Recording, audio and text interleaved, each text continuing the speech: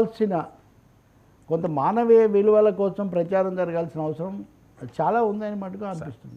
Sir ఏంటి జాతుల wire effect? Manipur CM రాజీనామా, రాష్ట్రంలో 2 ఏళ్ళుగా జాతుల మధ్య ఘర్షణలని చాలా అండి. అంటే ఏదో స్వామి చెప్తారు కదా, ఒక తలుపుతో మూస్తే ఒక తలుపు తీస్తుంటారని.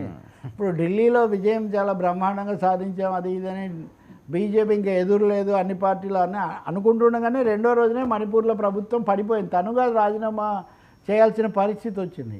ఇదేమన్నా అకస్మాత్తుగా వచ్చిందంటే దాదాపు 2023 నవంబర్ నుంచి అక్కడ మంటలు రాజుకుంటూనే ఉన్నాయి మైతేయి కుకీ తెగలకు మధ్యలో.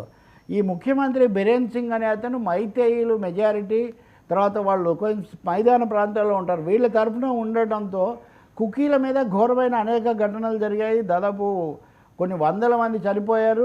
అయినా కానీ మోదీ గారు అక్కడికి వెళ్ళి దాన్ని అదుపులోకి తేవడానికి ప్రయత్నించలేదు. కేంద్రం కూడా జోక్యం చేసుకోలేదు. తమ ప్రభుత్వాన్ని కాపాడుకోవడం కోసం వాళ్ళు పాకులాడారు చివరి వరకు కూడా. కానీ నిన్న ఢిల్లీ విజయాన్ని సెలబ్రేట్ చేసుకోవాల్సినప్పుడు మణిపూర్లో ముఖ్యమంత్రిని ఎందుకు వదులుకోవాల్సి వచ్చిందంటే, ఒక అవిశ్వాస తీర్మానం నోటీస్ ఇచ్చింది కాంగ్రెస్ పార్టీ. అందరితో కలిసి వీళ్ళకి 37 మంది మద్దతు ఉంది.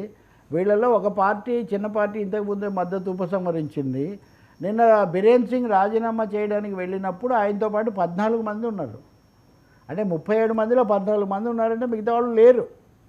సో ఇప్పుడు ఎలాగో ఆ ప్రభుత్వం పడిపోతుంది అనే ఒక ఖచ్చితమైన సంకేతాలు రావడంతో బీజేపీ నాయకత్వం ఆయన మీద ఒత్తిడి తెచ్చి ఒప్పించి ఈ రాజీనామా చేయించినట్టుగా ఉంది. అందుకని ఏం చేశారంటే వర్మ, పోస్ట్ రిజిగ్నేషన్ సంగతి నేను మీకు చెప్తున్నా. సభలో ఈరోజు బల ప్రదర్శన జరగాలి, అవిశ్వాస తీర్మానం ఓటింగ్కు తీసుకోవాలి. నిన్న ఆయన రాజీనామా చేశాడు, వెంటనే గవర్నర్ ఈరోజు జరగాల్సిన సమావేశాన్ని వాయిదా వేశాడు. ఇది చాలా దారుణం. ఎందుకంటే ఒకవేళ ముఖ్యమంత్రి రాజీనామా చేస్తే కొత్త ముఖ్యమంత్రిని ఎన్నుకోవాలి, ఆపద్ధర్మ ముఖ్యమంత్రిగా ఉండమని ఈ సభను జరిపి లేకపోతే ఏదో చేయాలి. ఇవేమీ చేయకుండా మీరు సభను పక్కన పెట్టేసి ఇప్పుడు రాష్ట్రపతి పాలన పెట్టవచ్చు అని కూడా అంటున్నారు. అంటే మిగిలిన కాలాన్ని ఎలాగో కాపాడుకోవాలి అని బీజేపీ ప్రయత్నిస్తుందో తెలియదు. కానీ చాలా ఉద్రిక్తమైన ఈశాన్య ప్రాంతానికి ఇది మంచిది కాదు. ఈశాన్యం పూర్తిగా మా గుప్పిట్లోకి వచ్చింది అని బీజేపీ చెప్తూ వచ్చింది. కానీ మణిపూర్ హెచ్చరిక, ఇది ఢిల్లీ సంతోషానికి ఒక బ్రేక్ మణిపూర్ దాని అనిపిస్తుంది. ఇది బీజేపీ కోణం కంటే నేను దేశ సమైక్యత కోణంలో చూసినప్పుడు బాధ్యతగా ప్రజాస్వామికంగా వ్యవహరించాలని మటుకు కోరుతున్నాను. Thank you so much Ravi గారు. ఇది ఈనాటి frankly with Telakapalli. Stay tuned.